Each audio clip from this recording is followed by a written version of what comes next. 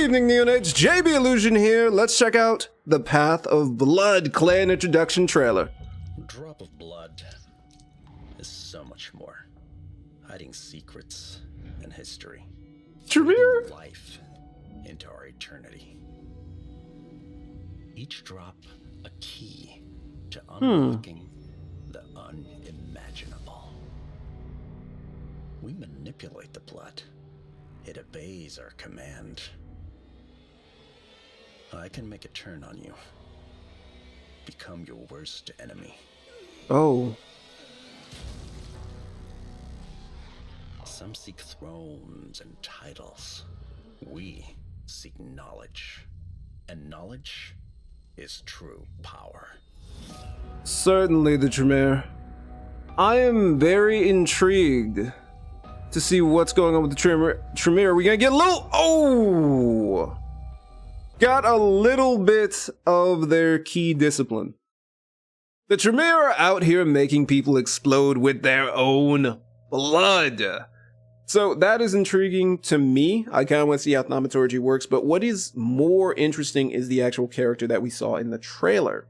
He seems to be a researcher, which, you know, kind of fits with the occult magic vibe of the Tremere, but what is his level? How did he get access to the equipment that he has, including, you know, the dead bodies? I'm assuming that maybe he is a university researcher. Maybe, you know, he has the faculty on lock. We did see that he has a little group around him, one of whom that he made an example out of, but he has a group of people who are definitely intrigued by his magic and are probably trying to learn more or build their way up to becoming actual Tremere and getting the embrace from him. I really do want to know where he's studying. Is this his own private lab? Is this possibly for business? I'm not entirely sure. Maybe if we check out the official stuff, we'll find out a little bit more about the Tremere that we met in the trailer. Alright, the Tremere. In nights long before Seattle, the Tremere was something else. Back then, as a cultist seeking immortality, they found a way to live forever. But not on their own terms. The heavy price they paid bound their magic to blood, with it becoming both the focus of their powers and the cost for using them. So another little bit of information to expand on the Tremere. In V5, from what I understand, the Tremere used to be very tight. They were kind of a pyramid. The people at the top had power, and then it disseminated downwards. But in recent nights, in V5, the Tremere pyramid has cracked. It is fractured, and now there are different groups who represent the Tremere. There's a group in the Sabbat, Goratrix. Goratrix, I do believe, is actually the person who helped bring this new immortality to them. The Tremere did a very, very terrible ritual that gave them their immortality. And due to their experiments that led up to that and subsequent experiments afterwards, they did not endear themselves to many kindred, namely the Gangrel, Nosferatu, and Tzimisce clans. I'm interested to see if, you know, we have any issues with those clans, like the Nosferatu see a Tremere and they're just like passive-aggressive. Let's say passive-aggressive towards them, because they still remember what went down.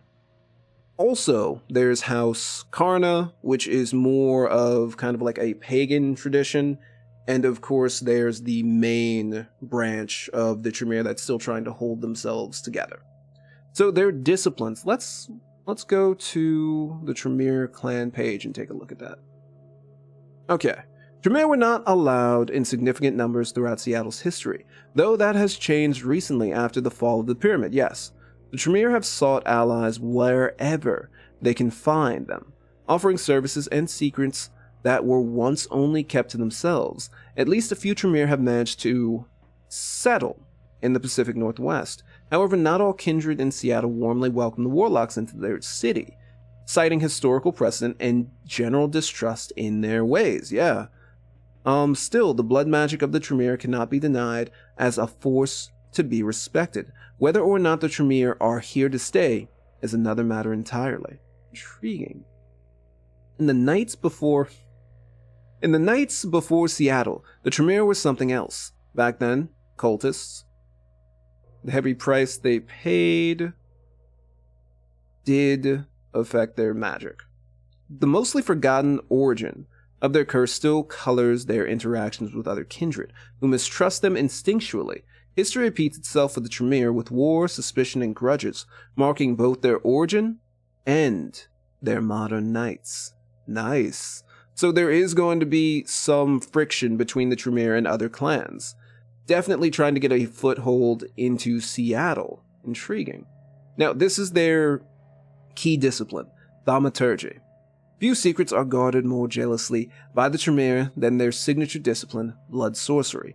Followers of the path of blood gain almost unparalleled, destructive power. Skewer. The first active thaumaturgy power launches a small portion of the vampire's vitae at the feet of their enemies, where it erupts in a patch of razor-sharp spikes. Once they dissolve, a stream of blood flows back to the caster. Okay, so we get a little bit of blood back on an opponent's death. Intriguing. So when we're low on blood, we might be trying to use Skewer or maybe use other weapons, and then hit the finishing blow or give the finishing blow with Skewer, so at least we get a little blood back. Purge. The second active power allows the vampire to make all their victims vomit up blood, damaging them heavily, I'm certain. A stream of blood flows back to the caster. The 4 and 5 slots enhance Purge until it reaches its ultimate potential. How is that going to work against kindred? Is that going to be a way, to kind of lock opposing kindred down and keep them from using their disciplines because they're low on blood? Could we make somebody, frenzy if we're in a fight with them and we hit them with Purge, one time too many and they're trying to use a discipline? I'm interested to see how that works out. Because Tremere could be ridiculous one-on-one. I mean, unless a Bruja just gets the jump on them. Then it's pretty much over from there. A Master of Thaumaturgy, Blood Boil, may cast Purge for a second time on an affected NPC, causing the blood in their veins to sear. The wretch explodes within moments. Bystanders in the large area are damaged. Blood from the victim streams back to the caster. Use of Thaumaturgy in front of witnesses is a Masquerade violation. So everything involves blood going back to the caster. I like that, but we have to hit Purge, and then we have to hit Blood Boil, it seems. Interesting. Okay. So is there going to be a way to maybe block a Purge? Or soak up a Purge? I don't know. That'll be interesting. We also have Auspex. Nothing stays hidden, as those who master the discipline of Auspex by expanding their own senses beyond the boundaries of their bodies. These kindred inch ever closer to their personal idea of perfection. Aura Sense. Auspex first active allows the vampire to spot NPCs even through walls. Wow. Read crowds at a glance. Okay, so if we're hunting for someone, Auspex might be fantastic. And mark individuals to keep them in their sights over a long distance. So we might be tracking people. It also allows the user to spot the weakness in the marked NPC's attack and defense. Interesting. So maybe there's something that we have to do or wear someone down in order to get the full benefit out of Purge and subsequently Blood Boil. Like whittling down someone's defenses in order to make the best attacks possible. That's kind of intriguing. Their attacks and defenses. And then we also have Psychic Projection. Oh, hold on. The 2 and 5 slots enhance Aura Sense. Okay. But the attack and defense thing is kind of wild to me. The second active, Psychic Projection.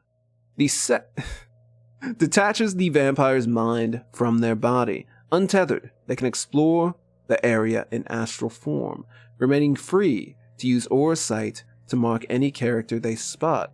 So this is even better.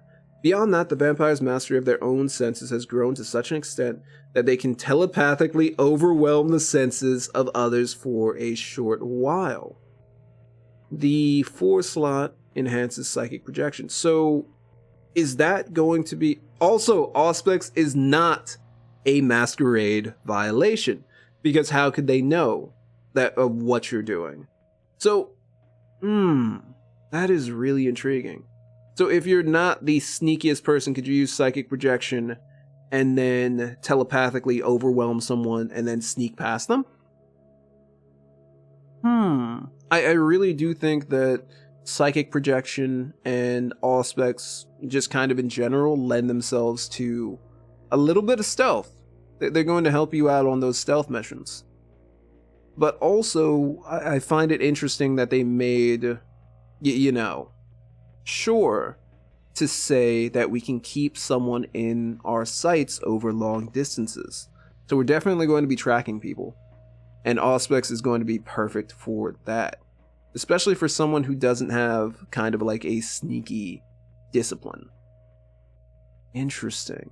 They didn't make any mention about the clan getting together. They have talked about the fragments of the Tremere, the original pyramid.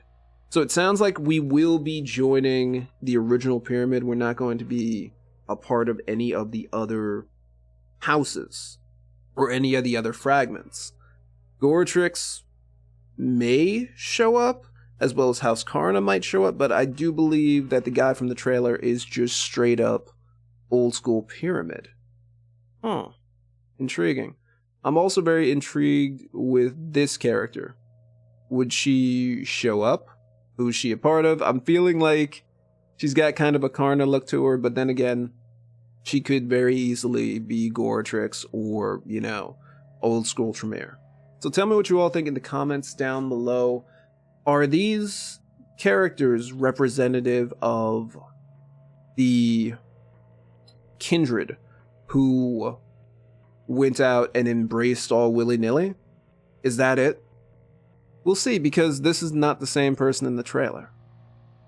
We still have this, which I'm feeling is Toreador. We still have this, which I feel is Venture. And then, we don't know, ladies and gentlemen. Thank you all for watching. Please be excellent to each other. Have a nice day, or have a nice night, and good evening.